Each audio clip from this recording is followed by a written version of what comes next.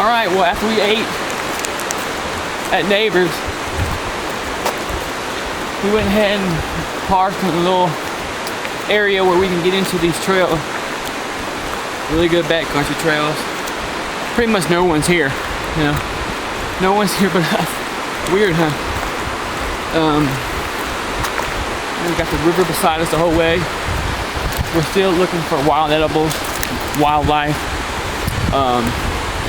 I'm starting to get a little ground ditch on my foot, so I'm gonna show you guys how we take care of ground ditch around here. But so, oh, watch out!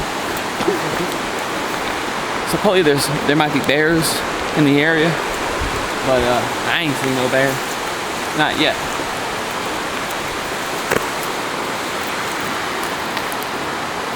Sometimes you can find these, get yourself some pine nuts.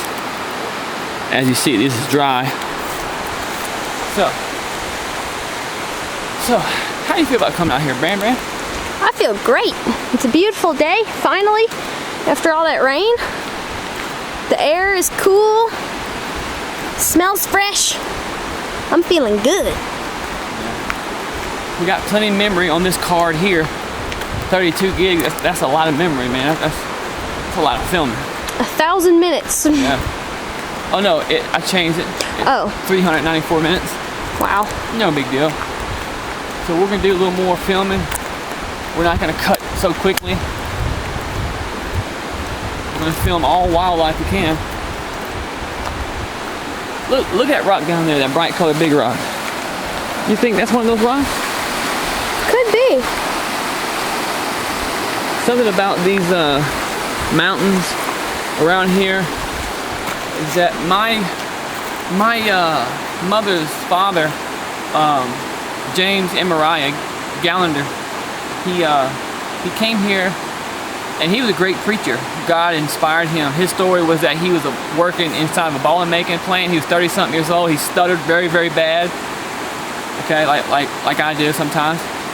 And he said he heard a voice, and the voice said, "You're gonna be a preacher for me one day," or something similar to that. You're gonna be a preacher. And he instantly said, "Me? I can't speak right. I can't be a good preacher." And he thought to himself, "That's crazy." But I'm sure he thought that voice was pretty wild too. So years later, he was young. Oh well, matter of fact, I don't even know how long later, but not too long later, all of a sudden he was hit with a heart attack.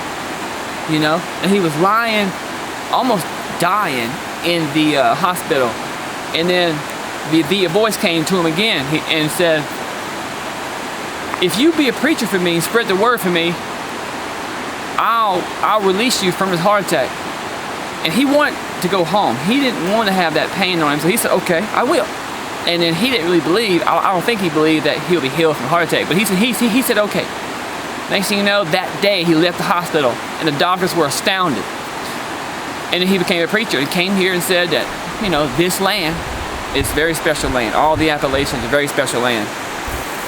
Very pure, innocent, almost like virgin land here, despite all the logging that they have done here.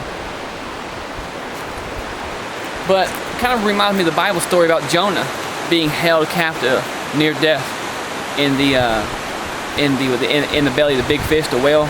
And God said, "Preach for me and I release you." And he said, "Okay." And the whale spit him out. Fish spit him out. It's pretty amazing. It could have been a catfish. Some people believe that it was a giant catfish. Some people believe it was a giant whale. Some people believe, you know, I personally don't know what it was, but I know it was big enough to swallow him. And catfish are known for biting, spitting back out. And some catfish get to 500 pounds. So that's a story on my mother's side.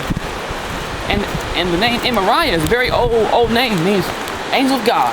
One of them. One of the angels of God. So we'll get back with y'all. We'll be feeling something highly interesting besides my boring stories. They're not boring.